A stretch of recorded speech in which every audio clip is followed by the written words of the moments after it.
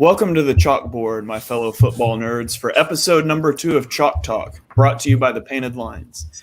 I'm your host, Shane Half, and you can follow me on Twitter at @halfandhalf_TPL. I'm joined today by the best co-host that was willing to co-host with me for what we were going to pay, which was nothing. You've seen him on the Tough Cover Pod. It's Mark Henry Jr. You can follow him on Twitter at @MarkHenryJr_. Mark, how you doing tonight? Hey man, the Phillies won, and we're talking football, so I'm ready to go. All right, and we're joined by a special guest tonight, the godfather of the Painted Lines. It is Dibes, Mr. Crockpot on Twitter. Dibes, how you doing tonight? Doing well, man. I'm itching to talk shop, talk birds. There's football on the TV right now. Life is good. Let's go. All right, so we got a great show lined up for you guys today. We're going to talk DeVonta Smith. We're going to talk some position battles and a team-wide brawl in New York in their first practice. But before we get to that, our podcast is now live on Apple Podcasts, so please go follow, rate, review, help us out a little bit.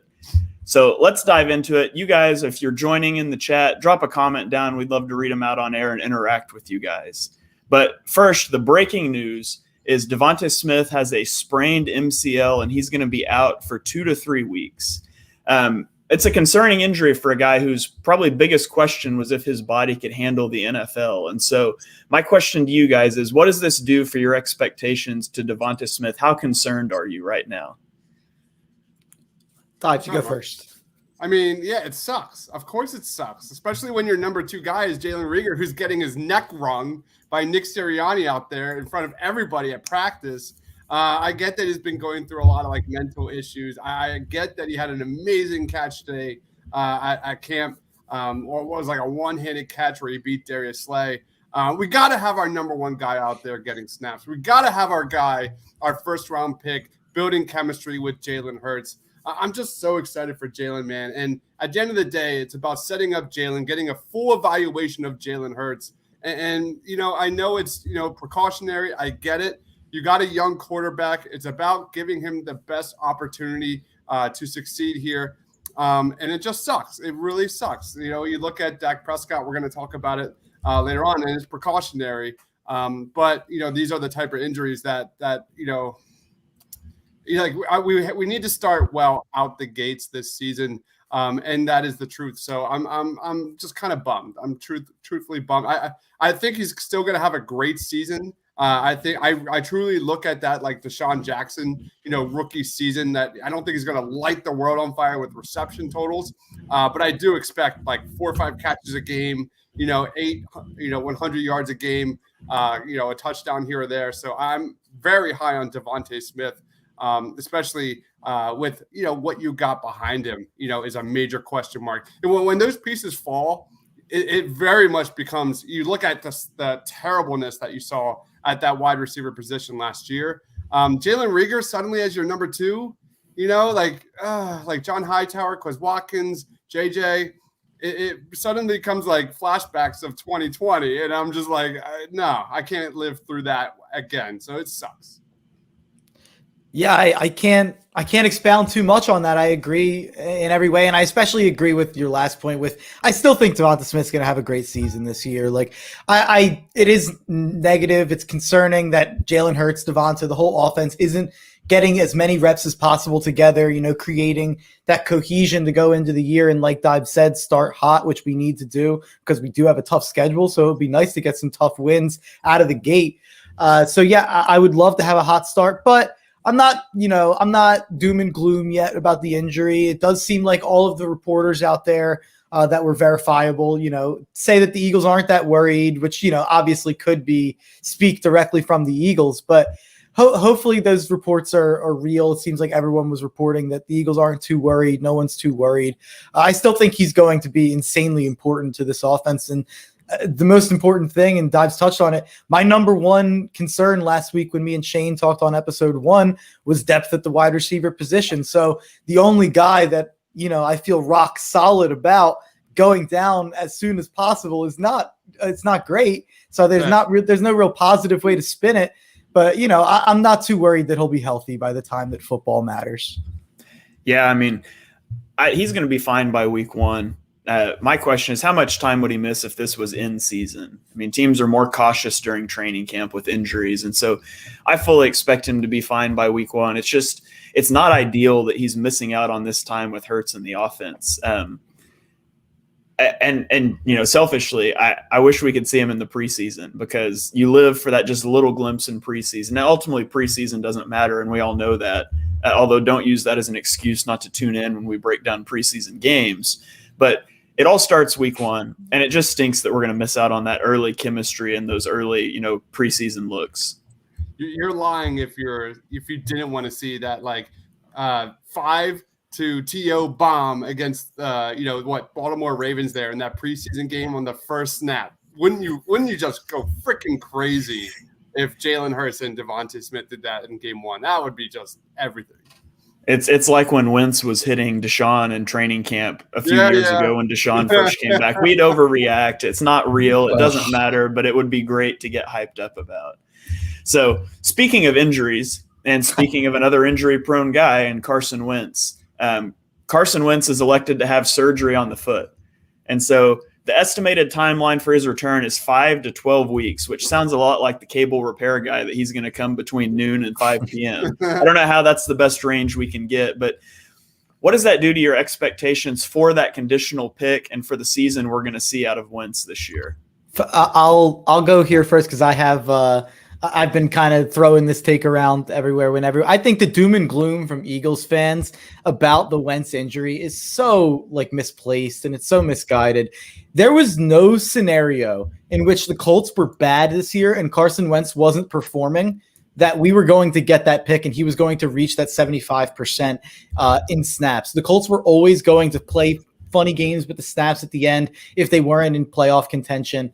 So to me, the upside on that pick was never really that high. I've said that for a long time, that the Colts and the Dolphins upsides on the picks weren't very high. And for me, it was a pick that was in the 20s if Carson Wentz stayed healthy, because the corpse of Phillip Rivers made the playoffs with the Colts last year. So if Wentz was just 2019 Wentz in Indy and stayed healthy, then they would have made the playoffs. We would have got the pick in the 20s. But with Quentin Nelson going down, with Carson Wentz going down, this is looking more and more. If they don't make a move for a quarterback, and I don't know who out there, I don't think Foles is going to save them necessarily. So unless they make a move, or I'm not seeing something, I think the Colts are going to be bad this year. They're going to be a top 10 pick, and that's a number 33 to number 43 second round pick. And I really supposed to sit around all year and root for Carson Wentz to stay healthy and root for him to play 75%, so we get the 22nd pick instead of the 38th. I don't think it's that big of a difference. So I'm not going to sit around and root for Wentz, kind of is where I'm at with it. Yeah, Adam chiming in on YouTube saying Carson took the Philly curse of injuries with him to Indy. But did he? I mean, now we got DeVonta Smith.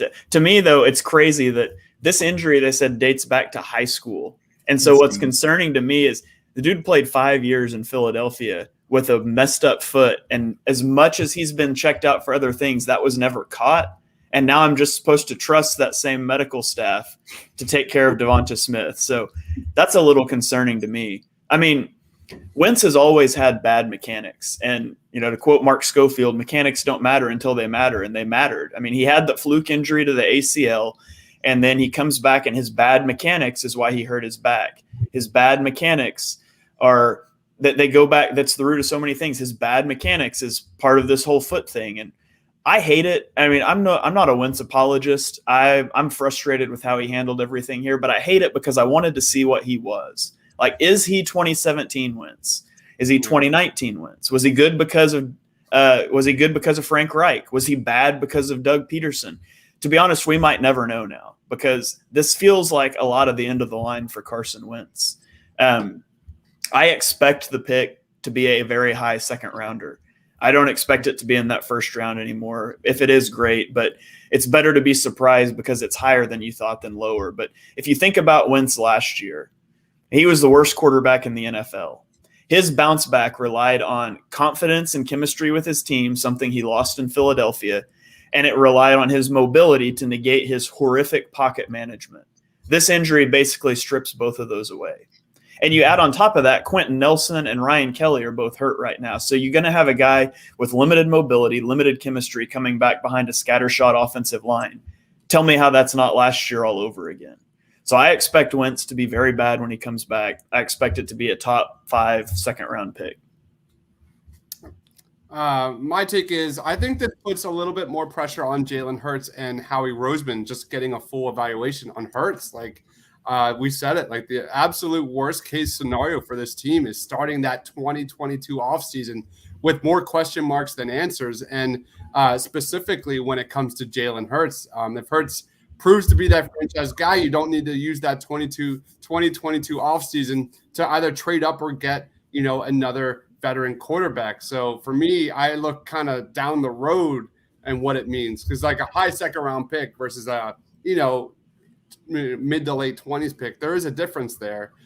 So whether that is trade up, as an asset or what. So for me, I look at Jalen Hurts, meaning they signed Steve Nelson. They're signing some guys here that it's getting a lot of Eagles fans hype right now, including myself. So let's hope that luck is on our side, like Adam said, for once, that Carson took all the bad luck with him. Yeah, for sure. So touching on Shane's point about the mobility going away, this is already, even just simplifying it farther than that, this is already a guy who has one of the worst deep ball arms out of any quarterback in the NFL. I think that's been proven with his deep ball accuracy and his efficiency throwing deep. And then you take away, like you said, the mobility, which obviously helps his terrible pocket management and his escapability. The whole thing that made Carson Wentz exciting way back in 2017 was the plays where it's like, oh my God, how did he get out of the pocket there? Or how did he get out of that sack? How did he make that throw to Miles Sanders in the back of the end zone to Washington that one time? Those amazing plays were because of his escapability and mobility. If he doesn't have that, if he's got a foot issue, and he's still, I don't think he improved his deep ball like markedly. So he already has that huge issue. And now he's not going to be a mobile quarterback. He now has to be perfect everywhere else. Like you have to put yourself in a position where you're Peyton Manning, where you're precision passing like everywhere besides deep and not being able to run. You have to be perfect elsewhere. Carson Wentz has proven that he's not that. He's not. Right. Yeah, it's a shame. It is a shame because, like you said, Mark, how many times did we scream at Doug Peterson, roll him out of the pocket, roll him out of the pocket, roll him out of the pocket? It never happened. And you're right, Shane. Like, could this be the end of Carson Wentz in terms of his mobility? Because that, like you said, Mark, that was his number one trait. When our jaws were dropped and you never knew what to expect, his ability to improvise, roll out of the pocket, and create for others and escape and everything. That was what made him so special. So it's kind of like it's almost like flashbacks to McNabb a little bit, like. When you thought of McNabb and how special he was in his early years with the Eagles and his escapability and his ability to get out of the pocket and run, he stopped doing that. So that's that dual threat thing. And you just saw Carson Wentz's technique and his feet he just lost it completely in that pocket. And rightfully so. The offensive line was terrible. It was absolutely god awful. Same for Jalen Hurts.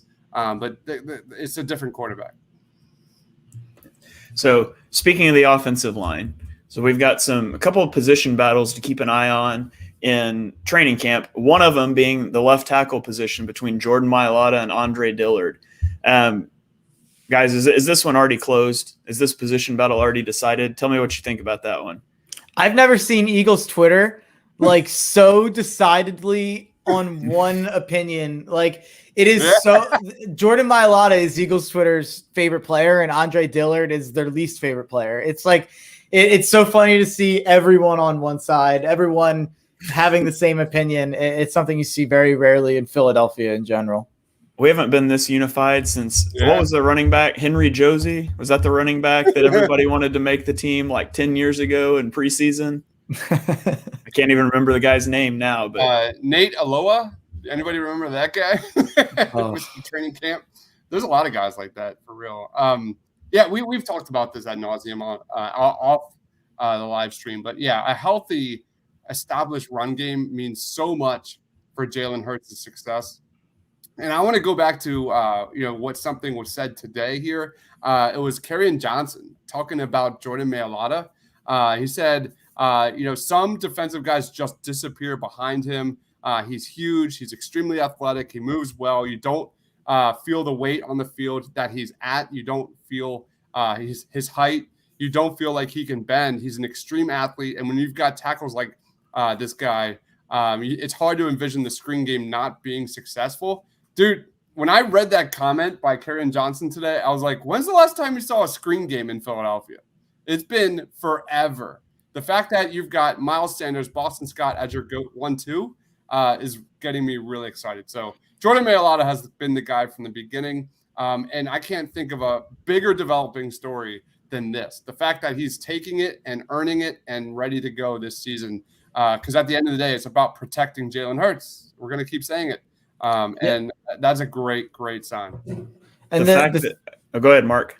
The thing you said about the screens, that seems like to me, Sirianni's scheme is a bit of a mystery since he wasn't play calling. But the Colts used an absolute ton of screens. If you look at how they used Nyheim Hines and even some of their other guys in the past, so they use a ton of screens. It will be interesting to see if that's something that's injected into the offense. The only just a quick kind of point about Mailata that I want to throw out there, just maybe the pessimist in me.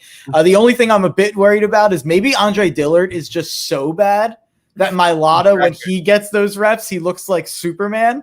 So I'm just a little bit nervous that like everyone is overrating Mailata just a little bit because of how terrible Dillard is. That's probably not a real concern, but it's just something that crossed my mind because of how universally in love with this guy people seem to be. So I want to talk about Mailata, but I want to talk about a defensive end battle first. So you've got Josh Sweat and Derek Barnett. They're battling for the DN2 spot, and it looks like to me through training camp that Sweat has outshined Barnett in every way. And I wouldn't be surprised if he doesn't outsnap him this year. I wouldn't be surprised if he's the highest sack guy on the team this year, which is great news for Josh Sweat's development. But it closes the deal on yet another bad first-round pick in Derek Barnett. And which brings me to Andre Dillard, right? Jordan Mailata is a 7th-round draft pick who's never played football before. And he's the winner over the first-round pick you traded up for before they even got to padded practices. Like, to show you how bad that is, padded practices are when a finesse technique player like Andre Dillard should shine. Dillard can't anchor against power. In unpadded practices, that's not an issue. And yet he has been so far outshined by the power guy that's learning technique that it's unbelievable. And it's absolutely fair to say he's a total bust at this point. And so first-round picks can bust for a lot of reasons, right? It can be scheme fit. It can be injury. It can be coaching turnover, whatever. Dillard doesn't even look like he belongs in the NFL. And the Eagles' entire scouting department missed it. Like, going back to 2014, the Eagles' first-round pick, Marcus Smith, total bust. Nelson Aguilar, not a good pick for the first round, didn't get a second contract. I won't call him a total bust. Wentz, gone. Barnett, he'll be gone after this year, and he's never had a 7-sack season. Dillard, total bust. Rager, too early, but looks like a total bust. That's colossally terrible by your scouting department. And so we look at Dillard like, you got to trade this guy, right? He's never going to play for you. He can't play right tackle. He's proven that. He can't kick into guard because he can't anchor against power. And so, like, what are you going to do with him? A backup who can only play one spot is not valuable. And to be honest, I don't even think he would be the first guy up if Mailata got hurt. And so I ask you guys, over under 10 snaps that Andre Dillard plays for the Eagles this year, would you take the over or the under on that?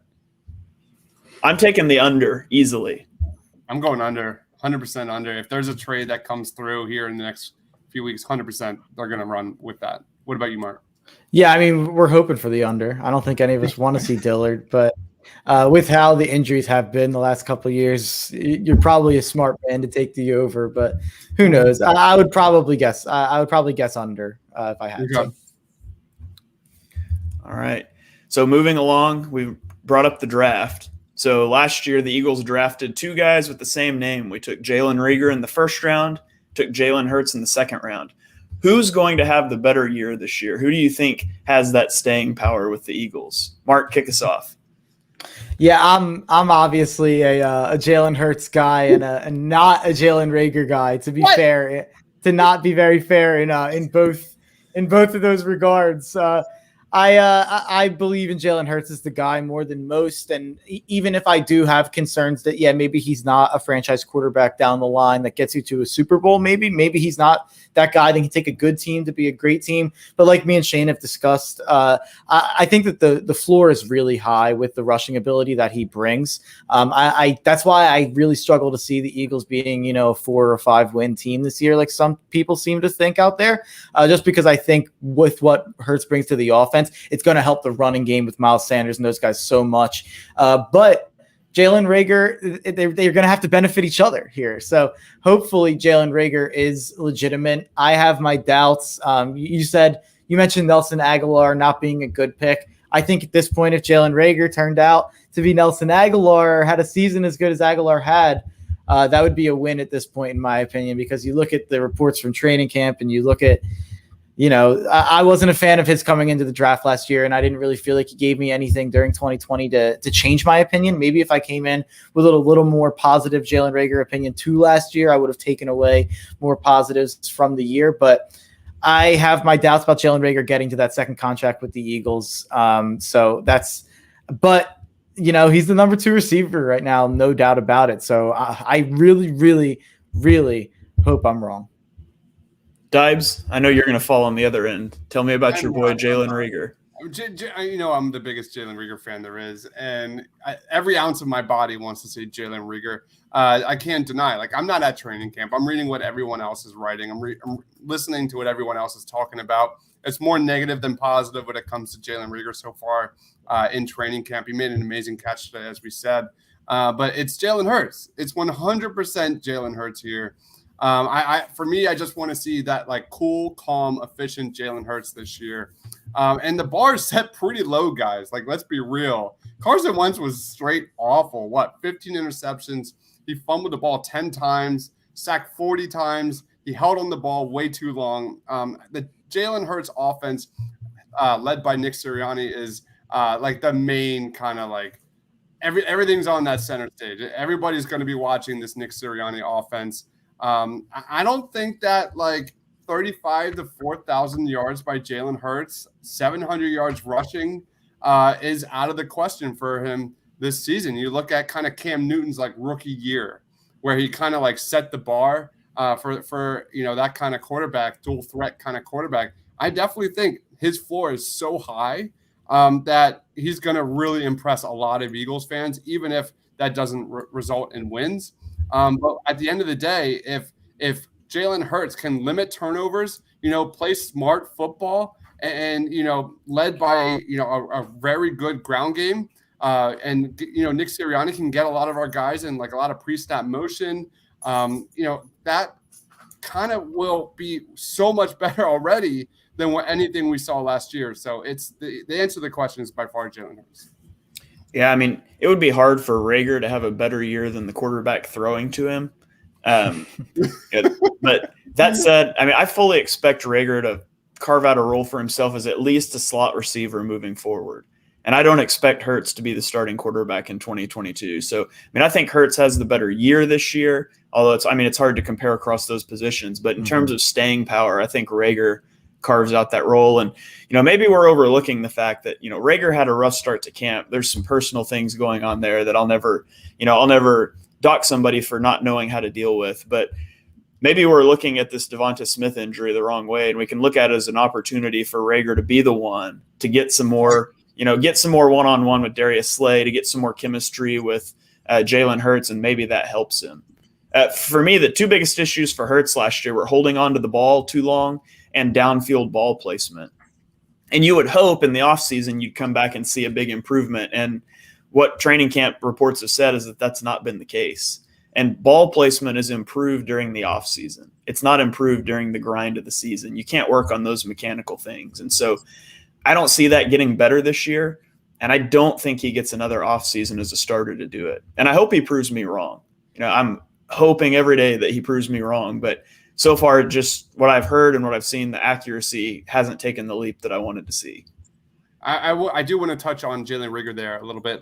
I was a big fan of his coming out, in the draft. The Eagles selected him in the first round. But one of his biggest weaknesses was route running. This guy came into the NFL a bad route runner. shortened off season.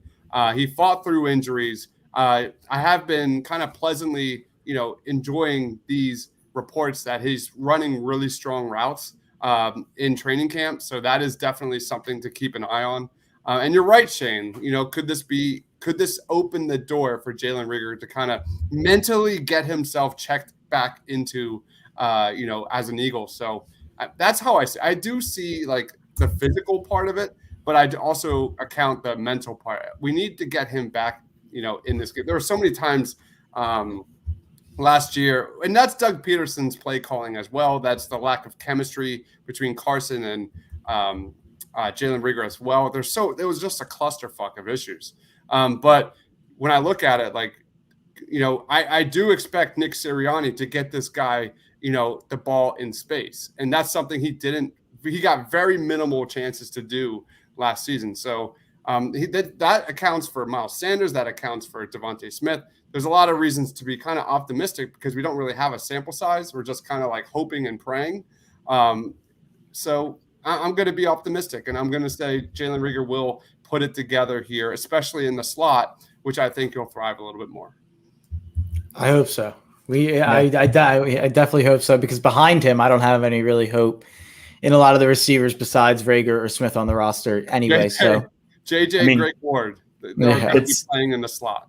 It's pie in the sky, but imagine if we got to the end of this year and Jalen Reagor, we knew he was a good number 2, and we knew Jalen Hurts was a starting quarterback, and we got 4 picks in the first 2 rounds next year. It'd be a lot of fun. And absolutely. I do want to touch on Jalen Hurts, holding on the ball too long.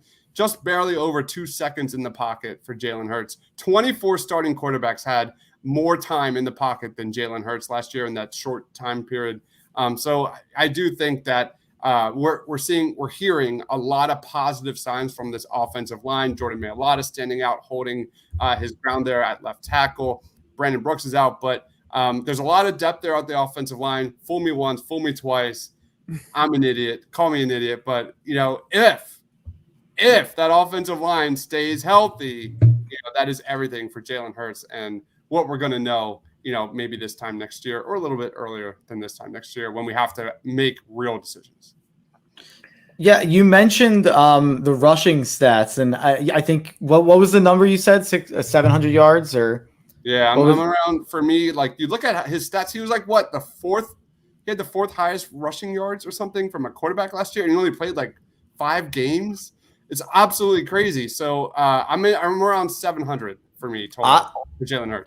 I think I might be a little lower than you were on the passing yards. I'm probably right around that 3,500 number you said, but I could see 900. I could see around 900. I think he's going to be running an absolute ton to make up for some of those deficiencies that he does have as a quarterback. And I'm not necessarily I don't know if this is based on nothing, but I don't think that the Eagles are going to be protecting Jalen Hurts in the way that, the Ravens are going to try to protect Lamar Jackson, I don't think that they view him as their franchise quarterback for the next 10 years necessarily. I think they hope he is, but they're not going to be oh, don't run so you don't get hurt.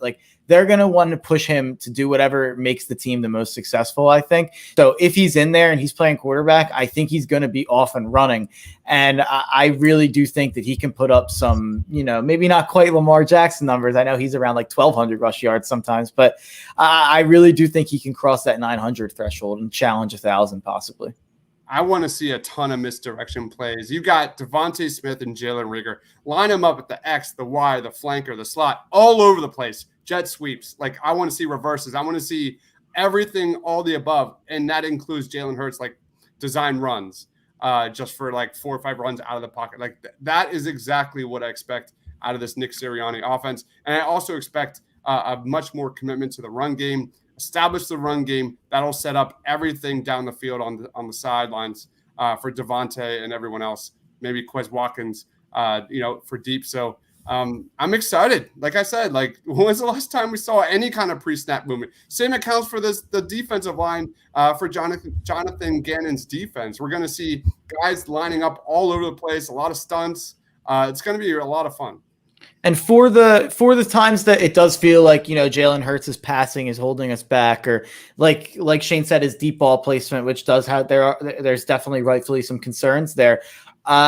I do think that there's also going to be those times where it feels like we can't get anything going on offense in a close game or whatever it is. And then it's 3rd and 10 and it seems like we're dead in the water and he makes a 15-yard run out of nowhere. And you're like, oh, okay, that's part of why we have him out there, because he can make plays that most guys in the NFL at that position just can't make. So I really do think that people are going to be shocked at what it's like to have a quarterback who runs as much as Hurts. We haven't seen it since Vic, and it's honestly a different NFL right now than it was when Vic was even quarterbacking for us. So and he's much younger. So I think we're going to see a ton of misdirection, like you said, design runs from Hurts, and then, just scrambling outside of the pocket on 3rd down when you can't get something going. And that's going to help this offense so much. One last thing real quick. Sorry, Shane. Like what I really want to see this preseason from Jalen Hurts is that chemistry with him, Miles Sanders, Boston Scott, Kerryon Johnson. I want to, because that was like one of his biggest issues was his inability to make multiple reads. Like he stared down receivers all the time last year. I want to see that confidence, that dependability, that he always knows where his guys are on the field at all times. That's something you've seen at training camp that I've heard about, that him working on that short game with Miles Sanders. And hopefully that will bring back that potential that Miles Sanders showed us during his rookie year. So that's something that I really want to see. I really want to see us exploit, again, that screen game, Jalen Hurts, just that quick check down throw. It might be simple, but sometimes, simple is better. So that's something I'm looking at. So let's bounce around the NFC East a little bit, and then we'll bounce around the NFL. And if you're still following along with us here, drop a comment. Let us know what you think as we go along. We'd love to interact with you guys live a little bit. But let's head on down to Dallas, where Dak Prescott, coming off a huge injury to his foot, he comes into training camp and he strains a muscle in his throwing shoulder. And so he's been taking part in individual drills. He has not been throwing passes. He lobs the ball back with his left hand. So what do you think that does to the Cowboys? How concerning should that be for Dallas fans? I just want to say that any comments on this are a HIPAA violation if you're going to talk about Dak Prescott's injury. So, just be careful. Yeah, it's a personal issue. So, no, I'm just joking. I think that, and I've said this unrelated to the shoulder, related to the injury from last year, and I've said this when I've told people take Dallas to miss the playoffs plus 120 because I really don't think they're going to have a great year this year. So I think that a lot of people were just assuming Dak Prescott was going to be 100% game one right away after a pretty gruesome injury last year for a guy who he skates out of the pocket. That's a big part of what Dak Prescott does and a big part of what he brings to their offense. And I was kind of like, we're looking at a guy coming off of a gruesome leg injury. I'm not so sure that he's going to be as active in the running game, and that's huge in that offense for Zeke and for the offense as a whole. And if you take that away, I know that they have great weapons, but I wasn't sure he was going to be the same guy, especially to start the year. I was pretty sure there was going to be some rust. And then now we're talking about a completely separate injury. And you're like, that's I would be scared if I was a Cowboys fan personally. That's a weird injury to pop up. I know that they're downplaying it right now. They just paid the guy an absolute ton coming off the separate injury. I don't know. Maybe this is the Eagles fan in me, but I would be pretty concerned if I was a Cowboys fan or whatever, a Cowboys bettor, whatever that may be. Yeah, for me, I'm not concerned about the injury itself because this is the same type of thing. Like if this was in season, he's probably not practicing this week, but he's playing on Sunday. And so I don't think it's a threatening deal. But to me, the biggest issue is that you got a guy coming off a bad injury last year. And there's a mental hurdle you've got to get over with the bodies flying around you to be comfortable in the pocket. And so what him not being able to take part in live padded practices right now means is he's not getting that. And I know you're not going to go plant your quarterback in training camp, but there's still an element of padded practices with the bodies flying around you, and you've got to get used to that again. And so I know his injury didn't happen in the pocket. It happened on a scramble, but the biggest concern for me would be mentally, like, he's got to work through that hurdle somehow. And now he's doing it in week 1 and week 2 instead of training camp. Absolutely. Yeah. I mean, for me personally, like, I don't want to play a Dakless Cowboys team. Like, that is no fun. Part of the fun is like going back and forth with Cowboys fans and all that it brings, on an Eagles versus Cowboys game. But I think you're right, Mark. Like, you look at him, he played 5 games last year. They're showing kind of highlights of him doing suicides and running all over the place. So, the ankle injury is fine. But the truth is, like, game time is a lot different than just practice. So we'll see how that moves forward. I'm just hoping that he's okay. I truly am. I can't imagine, like, if the Eagles are going to beat Dallas, I want it to be with Dak. But you also have to attribute or think about how bad that Cowboys defense was. It has to get better by default. How bad it was.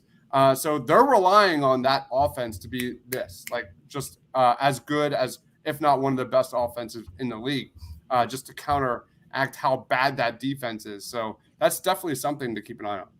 Yeah, they were 1-3 last year with the best offense in football when Dak went down. So I think a lot of people are expecting, like you said, it can't be as bad as it was last year. But I think I probably don't see the defense improving quite as much as others do. I think there's plenty of legitimate concerns there still on defense. So, like you said, that offense has to be number 1, number 2 in the NFL with those receivers and Zeke and Dak. So, with these injuries, you can't feel that confident going in. So let's jump over to New York, where I don't know if you guys have heard, but there was a full-out brawl in practice the other day. And so I'm going to throw this up here on the stream. This was a timeline of Joe Looney's career. So 3 days ago, the Giants announced, we have signed veteran offensive lineman Joe Looney.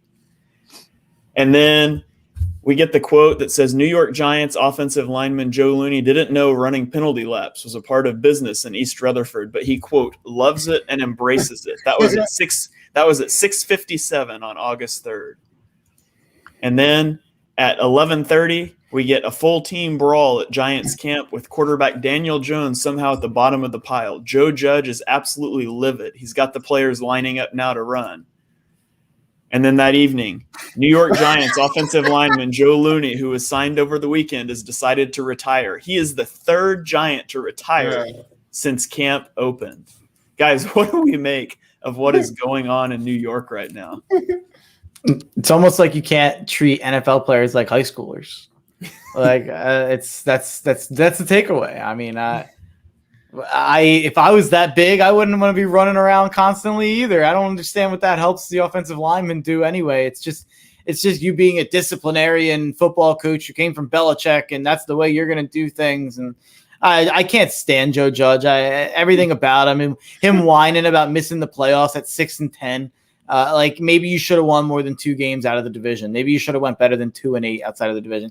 I just can't stand Joe Judge. I don't blame the guy for retiring anyway. Get away from that dumpster fire. What do you got, Dives? I mean, real quick, like Joe Looney, like, I don't know the guy. Clearly he recognized that, he doesn't got it anymore. He clearly recognized that his body can't take the pounding of the NFL. So I respect the decision to be like, you know what, this isn't for me.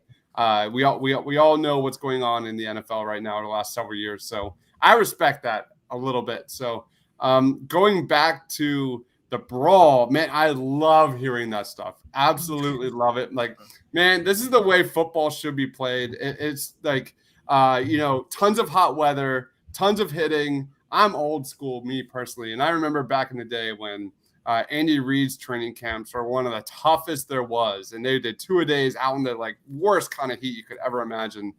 So I love it. That's football to me. So I just smiled when I saw that stuff. You know what my favorite part of the whole story is? When Jason Garrett was in Dallas, his whole slogan, his whole thing was fight. That was his go-to deal. He was literally wearing a T-shirt at practice that day that said fight on it. So, they're just listening to Jason Garrett, right? Yeah. And so, no. But, fights happen in training camp. You're pounding on guys. It's going to get chippy. What's concerning is this is the first day of padded practice. And it wasn't like a wide receiver and a defensive back going at each other. It was the whole team, including your quarterback, at the bottom of the pile. Like, what is going on that you get to that level? And I don't know the answer to that, but what I do know is that Joe Judge's reaction is how you galvanize a locker room against you. Like you want a team to collectively decide to hate your guts. Why don't you treat them like high school kids and make them run gassers after practice? And so Judge is going to lose this locker room about the time that the Giants are 1-8. And I bet he gets fired midseason. And wouldn't it be great if he gets fired midseason and the interim head coach is Jason Garrett? I would love that. Yeah, that's a comment from Joe Judge on the Brawl. Quote, "I'm not going to lie. It turned me on a little seeing the guys that passionate." So Giants fans out there, that's your guy. That's your guy. Dives is raising his hand. Dives is turned on. Let's move on. Okay. So football, baby. There's like no news coming out of Washington, but the one notable thing is they signed Jonathan Allen, defensive lineman Jonathan Allen, to a 4-year, $72 million contract extension. I do find it interesting that, that all these players that the former GM that they ran out of town, all these guys that he drafted, Montez Sweat, Jonathan Allen, these guys are becoming the highest paid players for the football team now.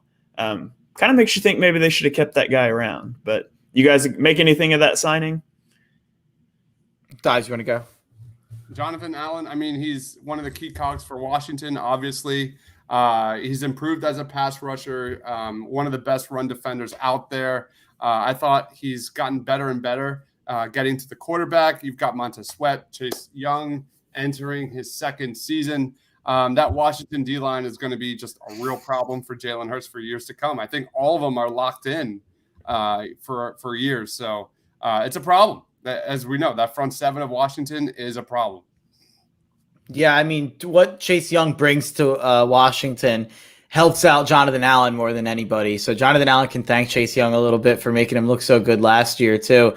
And them together on that line is just so nasty. It's going to be such a problem for years to come. And also the other guy you mentioned, Montez Sweat, that is just such a ridiculous D line. And I have said time and time again, I don't really believe in Ryan Fitzpatrick, but because of how good that front seven is and because of how good that defense is, it's hard not to look at Washington and see them as the best roster, at least on paper, in the NFC East. I just want Howie Roseman to look at the football team and realize that you can build through the trenches and still put competent defensive backs on the field, because Washington does that. Steven Nelson. Yeah. So let's bounce around the NFL, rapid fire a few headlines here before we get out of here. So let's go down to Miami. Xavier Howard has officially requested a trade from Miami. He posted about it on Twitter. 2 questions. What do you think that does to the Eagles pick, because they own the Miami first rounder? And who's on the right side of this? Is it Howard or is the Miami front office? Who's in the wrong here? Dives, what do you think? Oh, yeah. Okay. You want me to go? Oh, yeah. Sure. I don't care. Whoever. What about Miami? Yeah. I don't like it. I love it. I want as much dysfunction as possible with the Miami Dolphins. Of course I do. Like, that's a no-brainer. You pretty much look at every single odd maker, talking about the NFL right now. They're like right there, right behind Buffalo, I think, Mark. So you expect Tua to make a leap here in his second year. So obviously losing one of the best cornerbacks in the NFL is going to be a significant blow. But when you talk about that Dolphins pick, let's go to the Eagles side. Like, it pretty much goes from like a low to mid-20s pick to maybe a mid-teens to late teens first-round draft pick for the Eagles. And now you're talking like a legit cornerback prospect, or you're talking about a legit defensive end, edge rusher, a guy like Sevyn Banks out of Ohio State, guy like Roger McCreary out of Auburn at cornerback. Maybe you're talking about George. I'm going to say this wrong, Mark. Carl Laftis? I'm not sure yet. You know me. You're better than me at the pronunciations anyway. No. Is that the Mamu reference? No, it's me not knowing Micah Parsons still. I still can't get it down. I can't even get that right still, to be honest. I can't believe he went to Dallas. But anyway, you're talking about guys that are going to be, major fits for the Eagles there. And that, way too early player rankings for the Eagles draft. And, of course, that's where always my brain will go for the Eagles. So regarding who is right or wrong, dude, I can't tell you. I'm not one to lie. I know my lane. I'm going to stay in my lane. I'm not going to pretend like I watch Miami Dolphins games or this guy play. So I'm going to say yes. I don't get That's what he why. got. I don't get why Miami doesn't want to pay him personally. I don't know if this is just an issue with him and Brian Flores. Brian Flores, for all that he's brought to Miami and for how good of a coach he does look like, he has had some personality clashes, and they've made some weird releases and cut some guys when it felt a little weird too. Like I know Kyle Van Noy, it was kind of a similar thing. He kind of butted heads with Brian Flores. So I don't know if it's a situation like that. I'm not quite sure. Flores is on the record saying that he wants team players, not star players. So, I mean, there's some Belichick in him. I could see why he'd push back there. Yeah, I mean, the guy was, I think, the best coverage corner in the NFL according to PFF last year, and I think his main problem, if I'm not wrong, is that there's a corner on the same team who's getting paid a ton in Byron Jones, who is not as good as Xavier Howard and did not play as good last year. So especially with the type of playmaker that he is on defense, he's not just a cover corner who locks a guy down. He can turn the ball over for you, and which is what Miami did so well last year, creating turnovers. So it does concern me, but I still think that defense has such a high floor with how good of a coach I do think Flores is and how deep the personnel is, in my opinion, and how good of a job they've done drafting and putting that team together.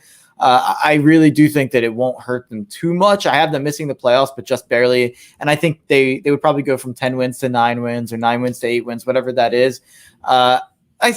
Who knows if they're going to trade him though? Is he going to hold that? He's at camp right now, right? I'm pretty sure. Yeah. So if they don't trade him, I don't know if he's just going to play. I'm not quite sure what the situation is there. But I don't think it changes my outlook on the pick too much. I still think it has I can't see them being a top 15 pick. Yeah, I mean, any dissension in Miami is great for the Eagles, but the pick still comes down to Tua more than Howard. To be honest, what has me more bullish on the pick than Howard's trade request is the reports that Jalen Waddle is still not 100% from his ankle injury. Mm-hmm. And so that's a bigger deal to me. But I can see both sides of it. I mean, Howard signed a deal that he has significantly outplayed. Top-rated coverage corner by PFF last year. He led the league in interceptions. So it's not just that he locks guys down, but he gets your defense off the field. And so I don't know what he didn't like about the deal originally. He said in his Twitter statement that, quote, "I signed an extension that I'll admit I didn't completely understand or feel comfortable with." I don't know what that means, but he fired his agent right after he signed it. So wow. I don't know what the issue was, but he's outplayed that deal. And I mean, it's a very team friendly deal. And you can feel the way you do about star players if you're Brian Flores, but you can't go pay Byron Jones what you paid him in free agency and then let a better corner walk because you won't pay him. Like, you got to work something out. And so, to me, Howard has the leverage here, and Miami's kind of foolish if they let him walk out the door. Agreed. So let's bounce over to Cleveland. Nick Chubb just signed a 3-year, $36.6 million contract. I am on the record saying you should never pay running backs a second contract. Draft him, run the tread off the tires, and let him walk. But I will say I was surprised by this signing. And if you're going to sign him, if you're going to sign a running back, this is how you do it, in my opinion. Yep. You $12 million a year. You keep the deal short so you're not tied to a sinking ship. I mean, Chubb will be 29 years old when this contract runs out. And I looked at the contract. They can actually get out of it a year early with no dead cap, and it would be a 2-year, $15 million deal. So essentially, it's a 2-year, $15 million deal, and then it has like a third-year option for the team at $21 million. He's not playing on that.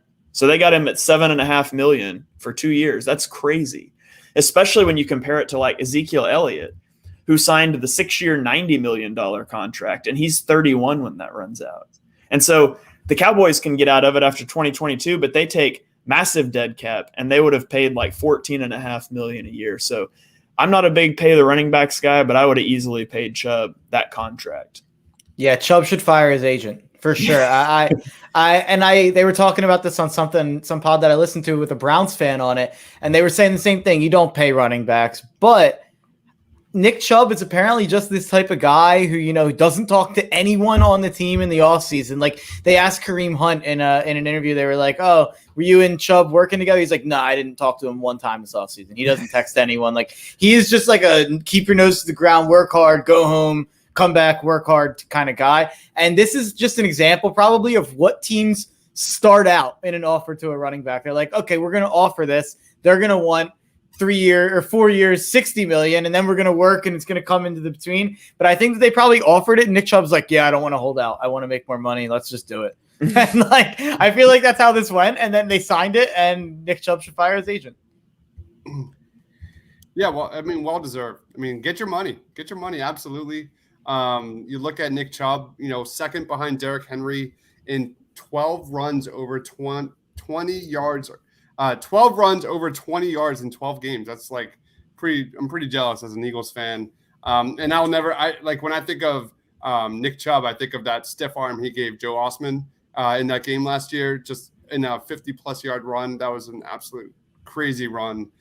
Joe Osman, rest in peace. So, sure, well deserved.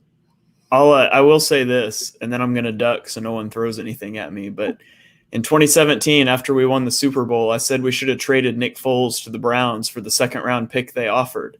That second-round pick was used to draft Nick Chubb, who's the exact guy I would have taken with that pick. So he could have been an Eagle. But that's water under the bridge at this point. So. Moving on to Baltimore, Justin Houston just signed a contract with the Ravens. It is a 1-year deal worth $2 million. There are incentives that can kick that up to $4 million. And he said he took less to go to Baltimore. I think the reality was it wasn't a good market for him, but he wants to go chase a title. So, Mark, what do you make of that signing?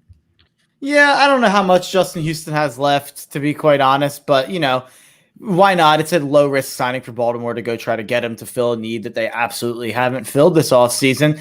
And it's just the usual Ravens offseason. They get praised for being an amazing front office and getting all these amazing deals and making these good picks, but they don't fill the holes that they have on their team. And it's been the same holes for the last couple of years. It's been receiver and edge rusher. And maybe this is a 1-year fix. Maybe Justin Houston has more than I think. But that's a hole that they're going to need to plug. I know that they drafted Oa out of Penn State, so maybe they're not as confident that he can come in and play right away. So they felt like they had to go get Houston, or that he's going to play on the other side. I'm not quite sure where they're at from a depth perspective, but it could be a 1-year fix. It could be nice, but they still haven't fixed receiver. And I don't look at this as a long-term fix at the end, obviously, because it's a 1-year deal. So I've been complaining about the Ravens all offseason as a Lamar Jackson stan.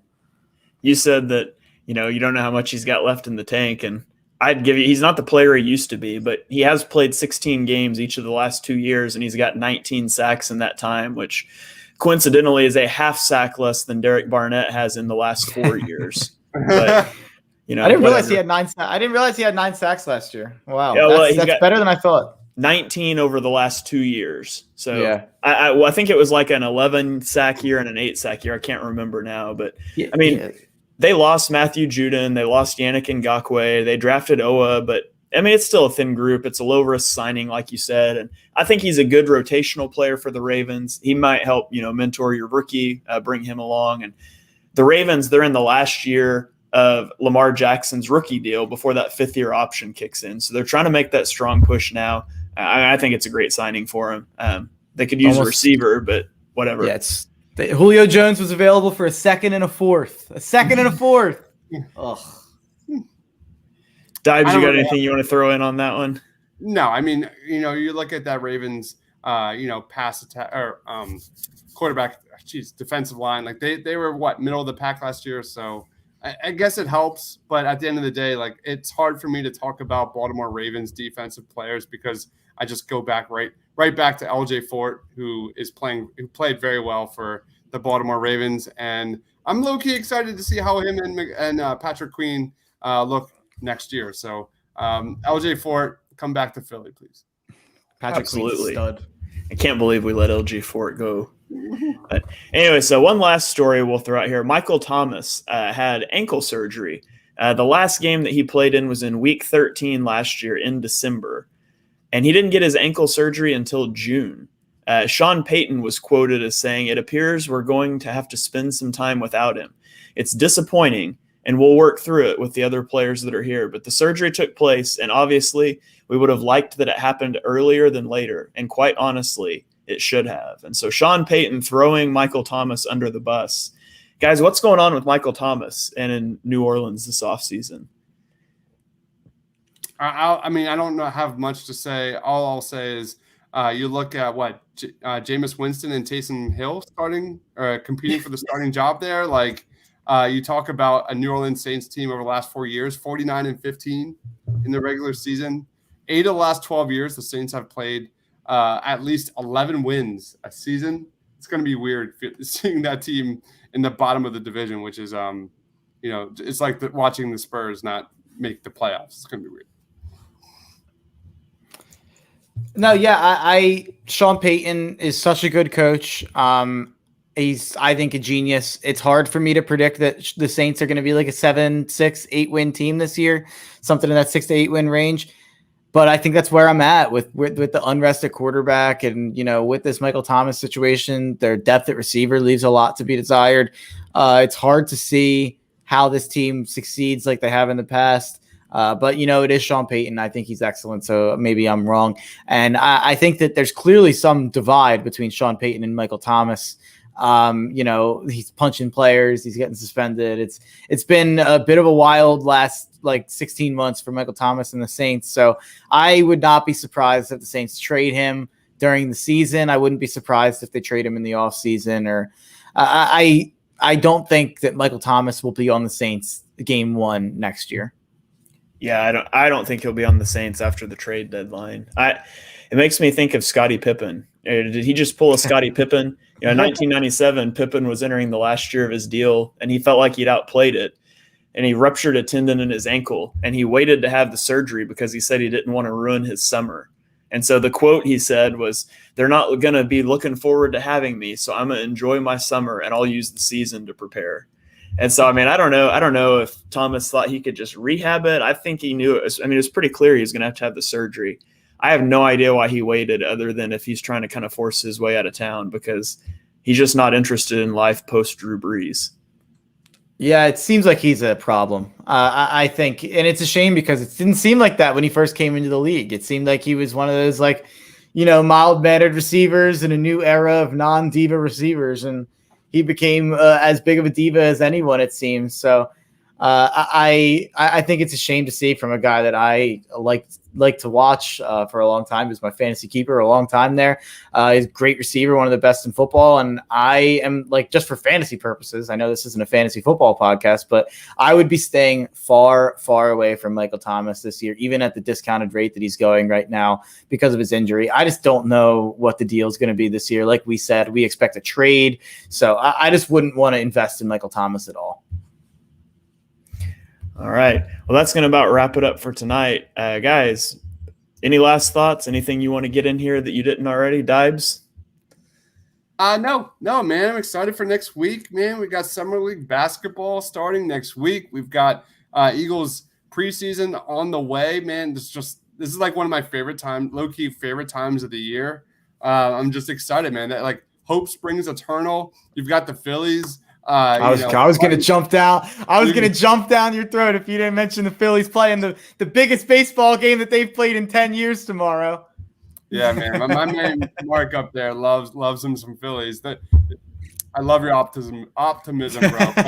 I've seen a lot of bad Phillies baseball in August and September, and they seem to be clicking right now, especially offensively. So, you just make sure you subscribe, turn on notifications. Don't miss anything. Thank you, everyone.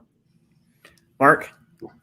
Yeah, I'll be focused on the Phillies this weekend. Big series with the Mets. I'll be tweeting through it. You can follow at Mark Henry Jr. _ and you can follow at Tough Cover Pod. We're going to get back to fantasy football, running backs and receivers next week. It's about preseason football time. I am interested to see how the new 3-week preseason goes.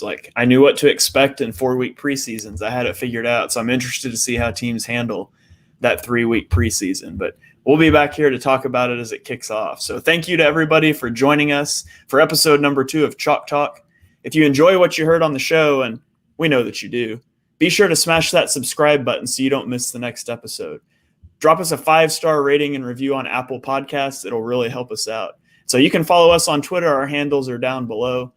From me, from Mark, from Dibes, and from the Painted Lines, we'll see you guys next time.